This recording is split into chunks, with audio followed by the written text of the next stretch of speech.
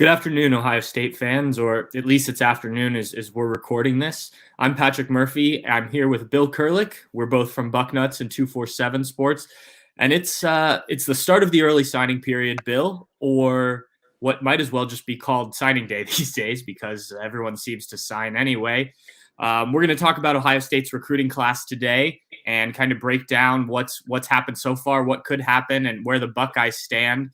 If you like these videos, make sure to like, subscribe, all that good stuff. That certainly helps us out. So, Bill, let me ask you just kind of a basic question to start. With Ohio State, this class, what was the key focus and what did they get right with this group? Well, they got almost everyone signed today that they had hoped to get. They had 17 players signed. One did not. That is Gabe Powers. But as I tweeted out today, there's absolutely zero worries about Gabe Powers. He's simply having a ceremony on Friday at his school. They're having a big ceremony, and he'll actually sign during that ceremony. So for all intent and purposes, they have 18 in the class. Gabe Powers will be number 18 on Friday. The one other one was Terrence Brooks, the defensive back from Texas, who this morning opted for Texas. He had been committed to Ohio State for quite some time, but Texas got back in the picture and they were able to flip him. So he ended up signing with Texas. The down note, I guess, for today. Now, there is a lot to be done still because there are several big names out there. And like you said, Pat, at the beginning, you said, for all intent and purposes, this is National Signing Day now. Right. And pretty much everything gets done on National Signing Day except this year because you've got Hero Canoe out there who Ohio State dearly wants to have in this class. You have Omari Abor, who Ohio State also wants to have in this class. And then you've got Kristen Miller, a defense, and they're all defensive linemen, defensive tackles / ends. Kristen Miller is the third one that certainly Ohio State would like to have. All three of those players are not going to sign. I shouldn't say they're not going to announce anything today. It's going to be at least till the All-American games in early January till those three players announce their decisions. So that's why today, while as important as it is, there's still more work to be done in that regard. Well, let's talk about the guys that did sign first. We'll get back to some of the misses, if you want to call them that, for Ohio State. I think everyone immediately looks at the top of the class, CJ Hicks, Sonny Styles, the two 5-star kids. You've obviously seen both of these guys, CJ Hicks, a linebacker, Sonny Styles, a safety, at least in high school. We'll see where he ends up playing when he gets to Ohio State. But what can you tell people about the top two players, both on the defensive side of the ball for the Buckeyes? Well, I have seen both Sonny and CJ multiple times. In fact, I think over the last 2 to 3 years, I've seen those two each in at least 3, if not 4 or 5 games in the last couple to 3 years. So very familiar with them. I've seen them in camps. They are elite athletes. I mean, Sonny Styles to me is kind of a unicorn. He does things that you don't expect someone his size necessarily to be able to do. He's a kid that can impact the defense at all 3 levels. He can rush the passer. He can stop the run at the line of scrimmage. He can drop into coverage, and he can even drop like a safety. So he can impact the defense at all 3 levels. He's 6'4", 215 pounds, and you look at him body type, and you look at you see a kid that could be 230, 240 pounds eventually. A little bit like Isaiah Simmons, but I think Sonny will end up being a linebacker at Ohio State before all is said and done. But certainly he's a game-changing type athlete. CJ Hicks has been recruited by Ohio State as a will linebacker, and often that is where you put your top playmaking linebacker, and that is what CJ Hicks is. He is a playmaker. I've seen him make so many big plays in the last 2 to 3 years. Rushing the passer, getting sacks, strip sacks, interceptions for touchdowns, returning punts for touchdown. He does it all. He's just a great athlete. Ryan Day was asked about both of those players when we met with him earlier today. With Sonny Styles, he said they're going to use him all over the place. As you just mentioned, Bill, he's a versatile kid. With CJ Hicks, he talked about the leadership and kind of running this class. Obviously, he committed a fair while back. What has he been like in terms of helping to recruit some of the other guys in the class? Oh, he's been big. And when the Buckeyes made one of their first visits to see Sonny, they thanked him for helping out so much with recruiting. That's something that he did, really on his own because he wanted to do it, so to speak. Yeah. Contacting kids, encouraging them, telling them great things about Ohio State, that, being a part of the brotherhood and all. And that was huge, helping Ohio State out in that regard. Yeah. And you see one of those or two of those, three of those, whatever, in every class. It's always good to have a guy like that, especially as guys get on campus. We were asked a question here from YouTube about pulling from the transfer portal. We'll kind of get into that more as we get past the signing day and stuff here. But just to answer the question quickly, Ryan Day did say that the Buckeyes were going to look in the transfer portal. They've already looked, but they're very careful about this. One thing that they want to do is not bring somebody in just to bring somebody in, but someone that fits their culture, fits what they need. He mentioned the fact that they've done in the past with Justin Fields, Trey Sermon, Jonah Jackson, Noah Ruggles, but that they also want to develop the guys they recruit, and they're very big on those guys. He mentioned specifically the cornerbacks. They're really high on this last year's class of cornerbacks. So I know the big thing right now is getting guys out of the transfer portal and whatnot, but they are happy with what they've got. But back to this year's class, the one of the more recent commits, but certainly a big one, Devin Brown, the quarterback out of Utah.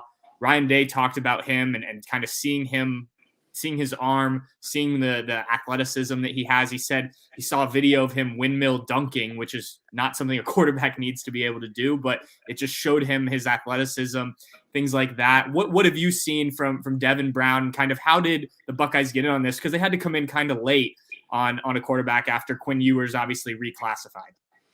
They did get in late on him. And it's the old saying, and we see it all the time on our Buckeye Specialist Board. When Ohio State loses somebody, they replace them with somebody just as good or better in the class. And that's what has happened really with Devin Brown. They lost Quinn Ewers. He transferred. But Devin Brown, if you ask the people that were watching Elite 11, he was the better quarterback at Elite 11 between the two. It'll be interesting to watch them throughout their careers now. They're going to be kind of together as somebody to group of two, I guess you say, to watch their development. They are linked now.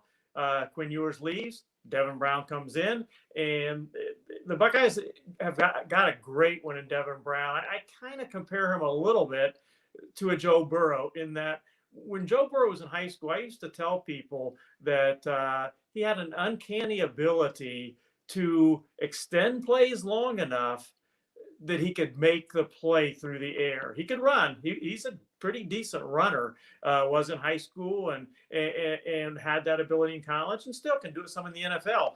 But more so than taking off and running with the ball, he extended plays long enough to make the throw downfield. And I watched Joe Burrow do that on Sunday for the Bengals to complete a relatively long touchdown pass. And I see the same thing out of Devin Brown. He can rush for some yards, but he's great at getting the plays extended long enough to find the open receiver. And, that's what Ryan Day wants. He doesn't want, going back a little while, he doesn't want the Braxton Millers, the quarterback, running the ball like Braxton Miller, for instance, did. He wants the quarterbacks to be able to run when needed, but he'd rather have them throwing the ball 25 yards downfield and completing the pass. Yeah, you've seen that with C.J. Stroud. Maybe some fans argue he doesn't run enough, but he certainly can move around in the pocket. Devin Brown sounds similarly, if not even more athletic. Bill, the guys he's going to throw to, obviously Ohio State has a plethora of wide receivers already in the program, but they've got another group that are headed to Columbus now, committed today or signed today. Tell us a little bit about this group and how the Buckeyes are going to continue this dominant run of wide receivers with the 2022 class. First of all, I'm impressed with that word of the day there, plethora. That was I like that one. I'm impressed. But the plethora of wide receivers seems to be word every year, Brian Hartline bringing in wide receivers. He brought in 3 outstanding ones last year, 4 this year. As I put on one of the items on Bucknuts today, to me, the biggest question mark of this group was which one is going to be the best one at Ohio State, because they're all really good. And, last year you had Emeka Ibuka, who kind of stood out a little bit among the 3 outstanding receivers. This year, I'm not sure I could pick one guy that really stands out at all. You look at the rankings and they're all pretty close. Kojo Antwi from Georgia, I really like him. He can run. He's got good size. Caleb Burton from Texas, very highly ranked. At one time, I believe he was a 5-star, if I remember correctly. Yeah. You got Caleb Brown from Illinois, who kind of did it all. Played quarterback, ran the ball, threw the ball, caught the ball in high school. He was injured much of his senior season, but came back big for the playoffs. Certainly, he's going to be great. And then Keon Grays from Arizona. What a likable young man and an outstanding football player. So, I think any of the 4 could turn out to be maybe your next Chris Olave, Garrett Wilson, along those lines. Well, that's certainly good news. Ohio State definitely going to lose Chris Olave, probably Garrett Wilson as well. Jackson Smith and Jigba put on a show this year. He could be gone in a year or 2. So replenishing that room is important every year, I imagine, for Ohio State. Let's go down in the trenches, Bill. Offensive line, defensive line. When Urban Meyer showed up here, he talked about how that was kind of the most important positions for him to recruit in every class, getting those guys, especially he liked the speedy, talented defensive ends. What are Ohio State getting both on the offensive and defensive lines in this 2022 class? Well, right now the offensive line has got 3 players in the class. Tegra Shabola, the top offensive lineman in Ohio, is in the class. He's a guy that looks to play tackle, but I think he could play also guard at Ohio State. George Fitzpatrick, very underrated in my opinion. He has been recruited as a tackle for Ohio State, and he dominated in the state championship game, Colorado State Championship, a little over a week ago. Played defense, played offensive tackle, and you don't see an offensive lineman often named player of the game in the state championship game, but that's exactly what happened with George Fitzpatrick. For his both offense and defensive work in that game, he was named player of the game. I think he's going to be a good one for the Buckeyes. And then an interesting guy is Avery Henry. I went and saw him play. I believe it was the first playoff game of this season for his team, and he really looks the part. I mean, he's not sloppy at all. They list him at 6'7.5" and 305 pounds, and I would say that's spot on. And he's fairly muscular, but has room to get even more so.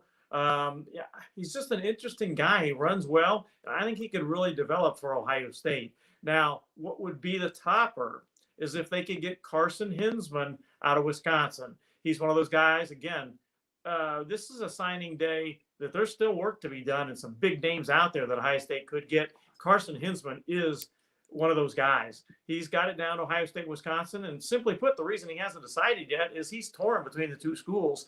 And, in my 30-plus years of doing this, I can't recall Ohio State ever signing a top player out of the state of Wisconsin, and they may get it done this year.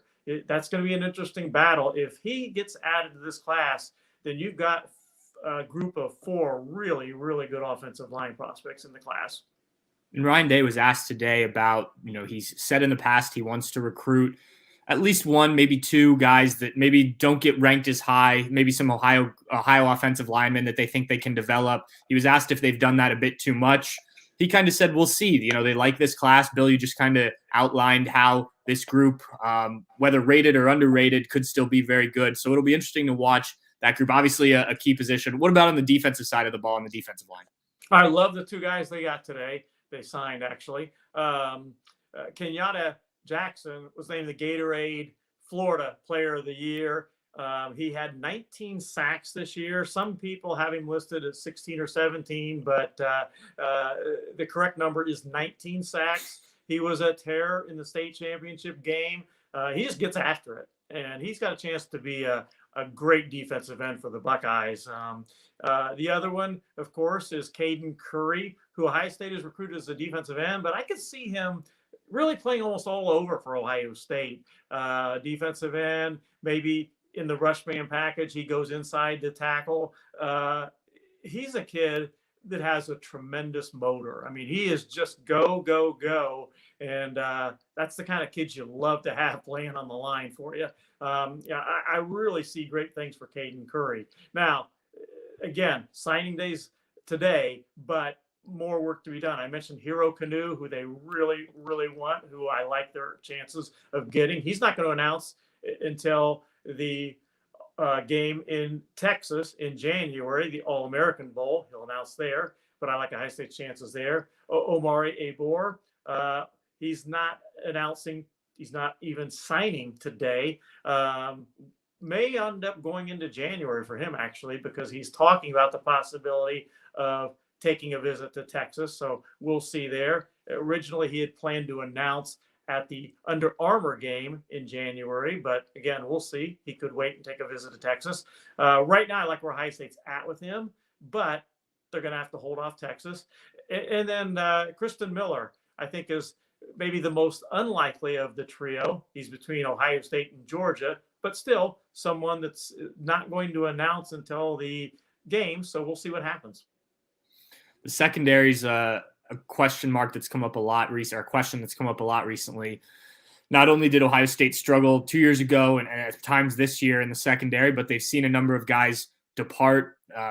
Ohio State made the decision to not go after the transfer portal cornerback Eli Ricks. What do they have coming in this class to complement what's already in the program, and how do you see those guys working out? Well, Jair Brown is an outstanding cornerback. He had a really nice senior season. Came up with 5 interceptions this year, played wide receiver too, made big plays on both sides of the ball. He's the kind of guy that can be a lockdown corner for the Buckeyes. He's talented enough to do that without question.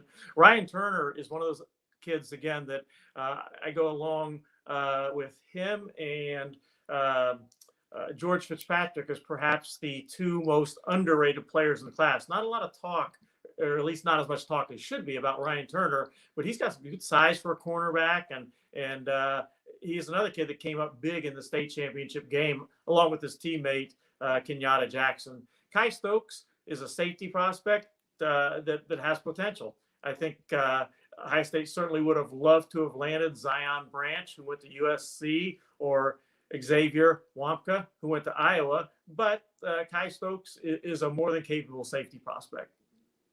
You mentioned the 2 that Ohio State didn't get there. We talked at the beginning about the flip to Texas of Terrence Brooks. You know, obviously people kind of point out that the misses sometimes more than the makes. What do you make of Terrence Brooks flipping? The guys that elected not to come. Do you see this as any sort of negative towards Ohio State, or is this just how things work in the recruiting game? Well, I think in the case of Terrence Brooks, Texas continued to pursue him, and there's been a lot of speculation as what's going to happen as far as the defensive staff. You've got Jim Knowles coming in as the defensive coordinator, which means that that somebody has to not return on the staff, because you can only have X amount of coaches on the staff. So if you bring one in, not everyone can come back. So there's also been other speculation about what's going to happen on the defensive side of the ball. I think you look at the speculation regarding the coaches. You also consider that 2 players transferred from Ohio State that are from Texas. Quinn Ewers is from Texas, and then also Ryan Watts, who's from Little Elm, Texas, which is the same high school that Brooks played at his senior year. So I think, looking at maybe what those 2 did, along with all the Texas commitments working on Brooks, I think all those things played a part. They were a factor in Brooks deciding to stay closer to home. And certainly that was a loss. There's no question. Terrence Brooks is an outstanding prospect, but again, you've got 18 of your 19, and now you kind of look forward and try to add those few extra pieces. I believe Ryan Day said that he expects to sign, when all is said and done, 20 plus players in this class. And when Gabe Powers gets signed, that will be 18. So if you add Hero Canoe, if you add Omari Abor, that takes you to 20 right there.